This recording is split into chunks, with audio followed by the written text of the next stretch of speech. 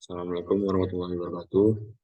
Nah, Perkenalkan nama saya Igo Fanandi Imran dari praktikan untuk praktikum sistem kendali dari kelompok 28. Jadi pada kali ini saya akan membuat video untuk syarat sebelum praktikum itu syarat responsi umum itu syarat praktikumnya untuk modul 2 yaitu kontrol kecepatan motor DC dengan sistem kendali lingkar terbuka dan lingkar tertutup.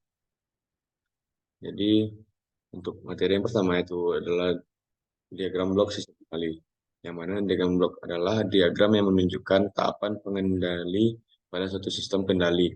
Diagram blok terdiri dari beberapa bagian, yaitu sinyal, garis panah, yaitu garis panah yang menunjukkan arah tahapan pengendalian suatu sistem kendali. Selanjutnya ada subsistem, yaitu blok yang berisikan kotak dari tahapan pengendalian sistem dalam bentuk fungsi. Itu ada summing point, yaitu titik penjumlahan atau pengurangan antara dua sinyal atau lebih.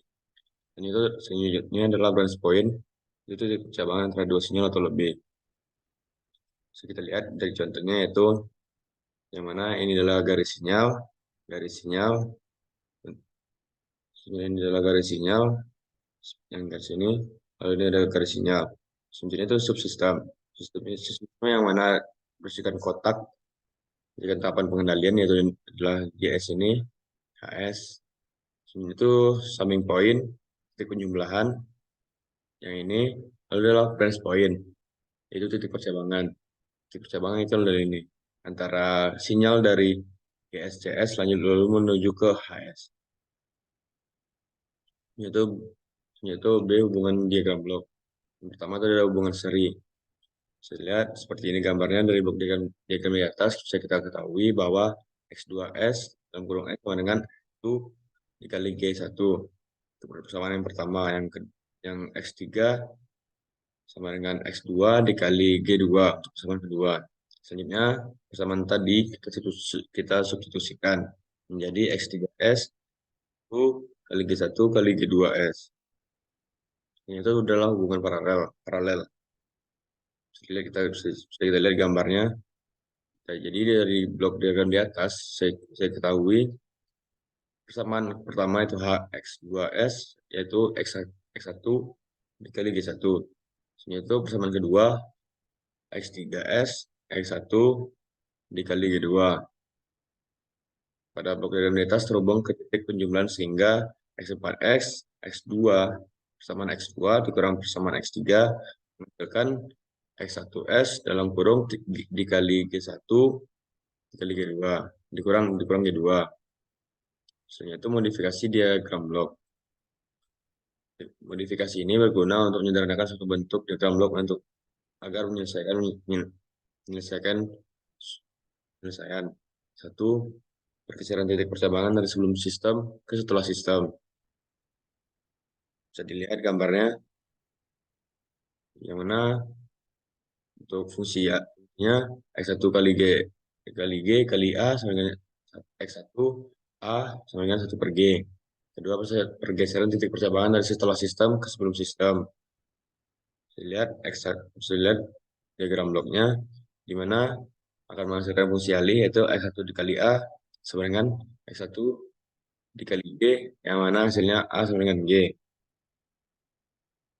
Tiga, pergeseran titik penjumlahan dari sebelum sistem ke setelah sistem. Bisa dilihat gambarnya untuk dengan diagram blok yang menghasilkan persamaan X3, X1 kurang X2 dalam kurung dikali X kali G.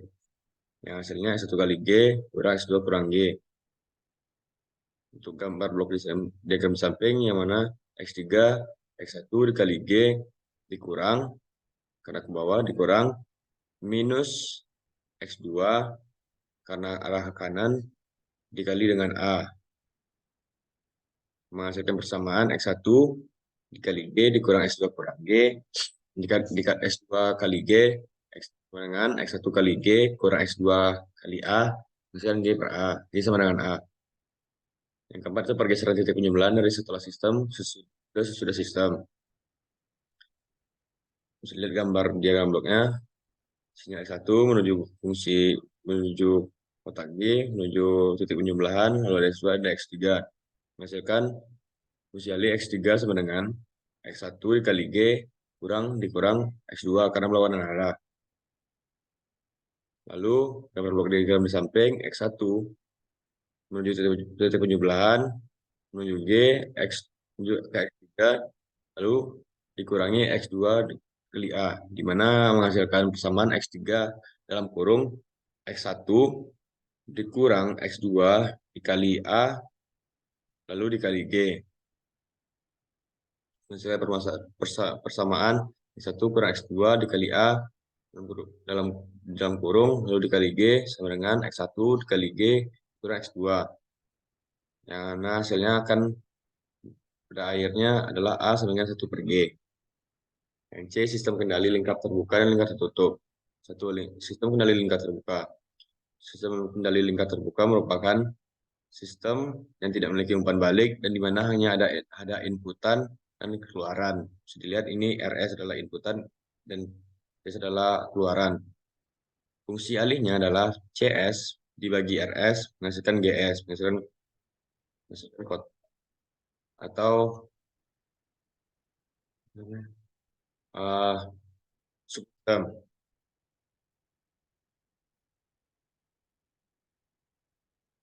Untuk outputnya CS sama dengan GS kali RS. Nah, input dikali dengan subsistem menghasilkan output. Yang kedua yaitu sistem kendali lingkar tertutup, yaitu sistem kendali yang memiliki umpan balik.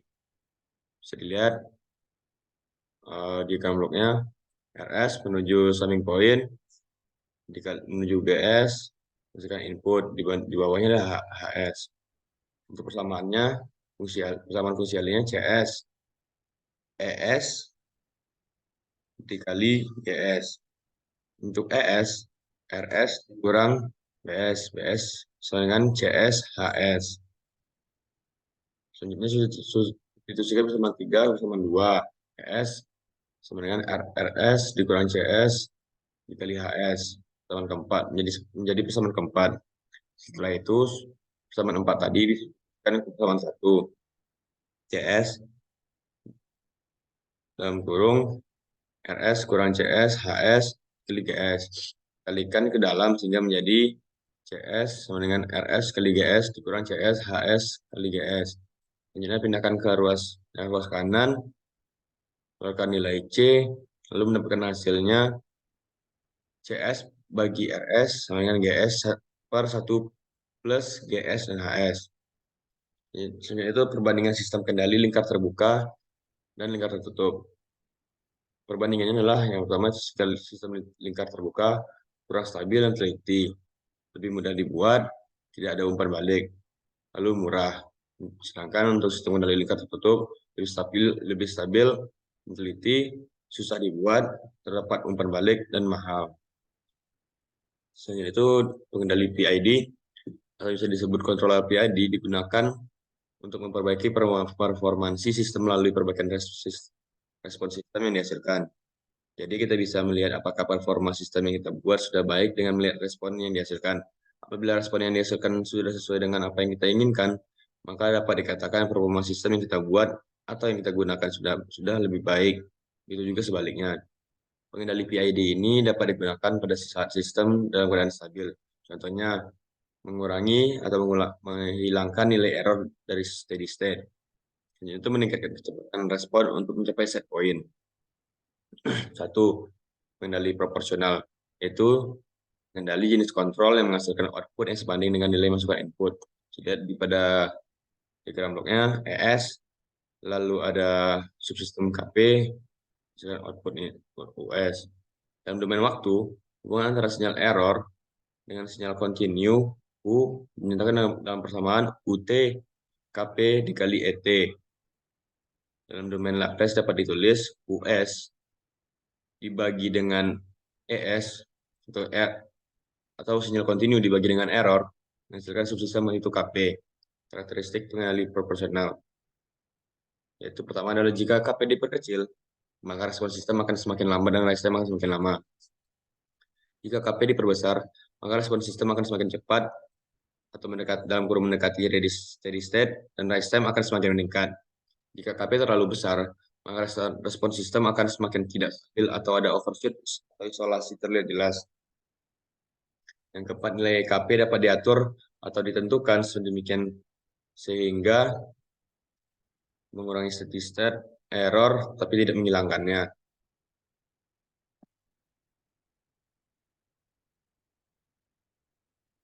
Yang kedua itu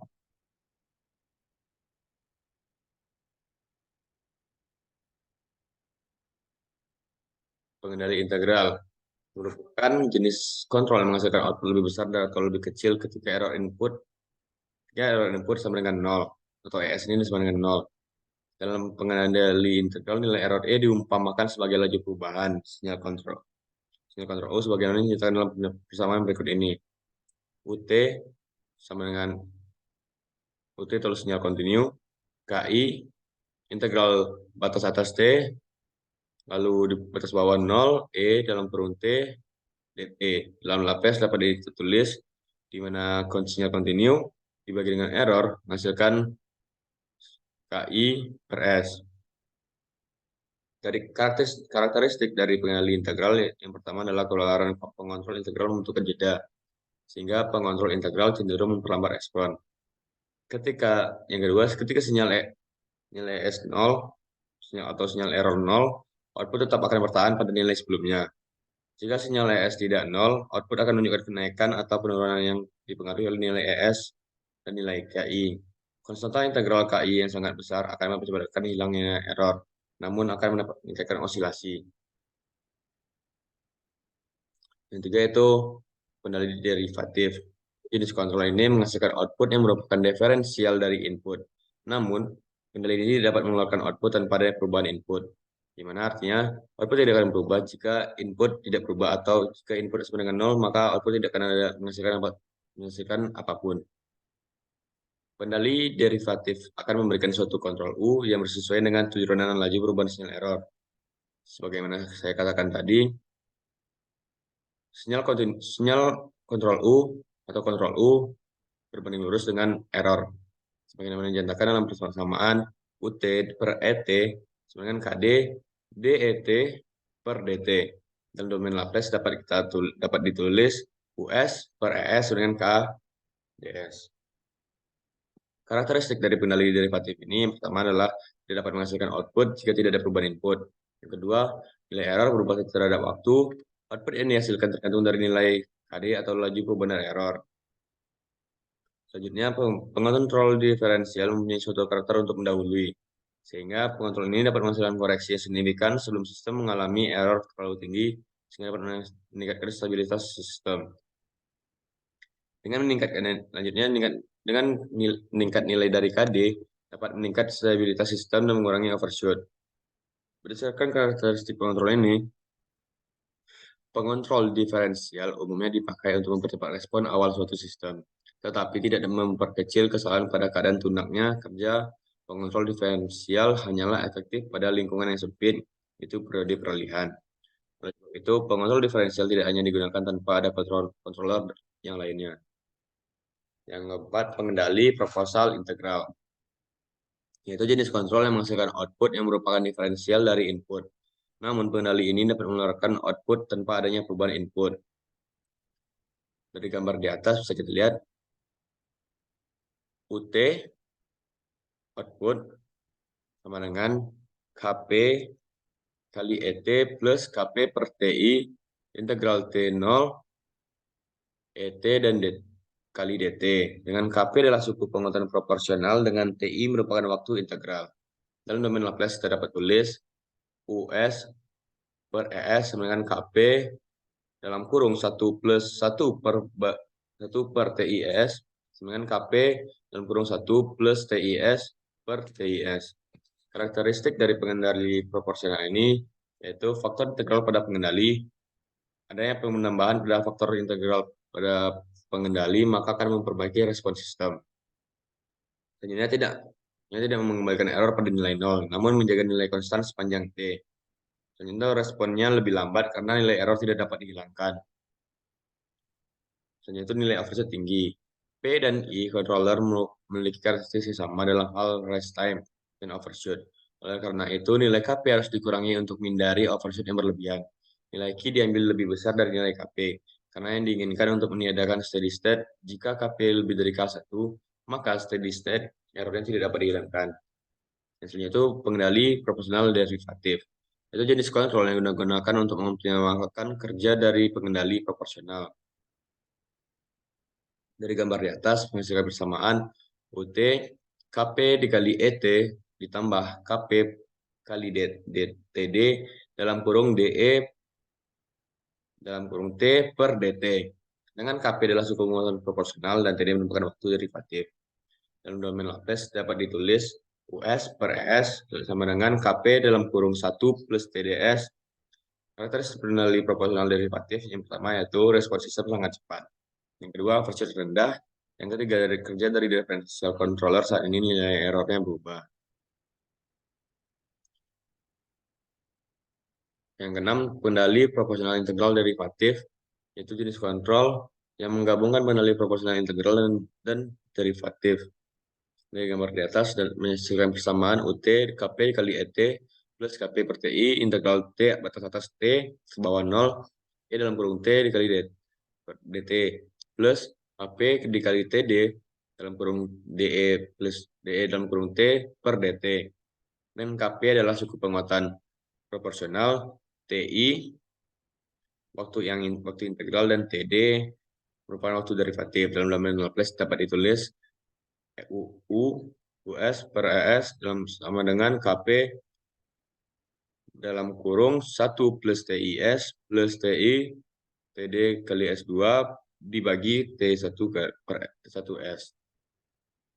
Karakteristik pendali proporsional integral derivatif pertama itu memperbaiki responsistensian, menghilangkan nilai error steady state, mengurangi overshoot.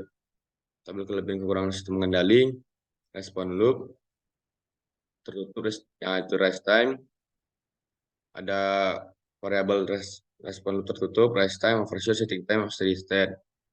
Pada proporsional integral derivatif menurunkan. Dan itu parameter tanggapan peralihan. Yang pertama adalah time constant. Waktu yang diperlukan untuk mencapai 63,2% dari nilai akhirnya. Yang kedua itu time rise. Waktu yang diperlukan sistem untuk mencapai nilai 0% ke 100%, 110% ke 90%, dan 5% ke 95% dari nilai akhir. Yang ketiga itu time settling. Waktu yang diperlukan sistem untuk mencapai nilai di sekitar 2%, 5%, dan 0,5% dari nilai akhir. Itu ini delay time. Waktu yang dibutuhkan oleh respon mencapai setengah dari nilai akhir pertama kali. Dan itu maksimum overshoot, nilai puncak maksimum dari respon sistem yang diukur dari nilai sistem saat kondisi steady state. Yang mana persamaannya itu persen MP sama dengan C dan kurung TP kurang C tak hingga bagi C tak hingga dikali dengan 100%. Itu time peak, waktu yang dibutuhkan oleh respon mencapai puncak pertama dari overshoot. Bisa dilihat untuk grafiknya. Yang selanjutnya tuh metode penalaan atau dalam kurung itu tuning PID. Yang pertama itu metode trial dan error. Metode trial dan error dalam tuning PID yaitu proporsional integral derivatif adalah salah satu pendekatan yang umum digunakan untuk menentukan parameter yang tepat untuk mengendalikan satu sistem. Pendekatan ini melibatkan pengujian berulang-ulang dari nilai-nilai parameter PID untuk melihat bagaimana mereka mempengaruhi respon sistem, kemudian menyesuaikannya berdasarkan hasil yang diamati. Yang kedua itu metode Ziegler-Nichols adalah metode heuristik yang digunakan untuk menyetel pengontrol PID. Metode ini dikembangkan oleh John G. Ziegler dan Nathaniel B. Nichols pada tahun 1992. Metode tuning ini dilakukan dengan eksperimen, asumsi model belum diketahui atau plan tidak diketahui. Metode ini bertujuan untuk mencapai overshoot maksimal pada 25% terhadap masukan step. Sekian yang dapat saya sampaikan. Mohon maaf atas kekurangannya. Saya akhiri. Wabillahi taufiq wal hidayah. Assalamualaikum warahmatullahi wabarakatuh.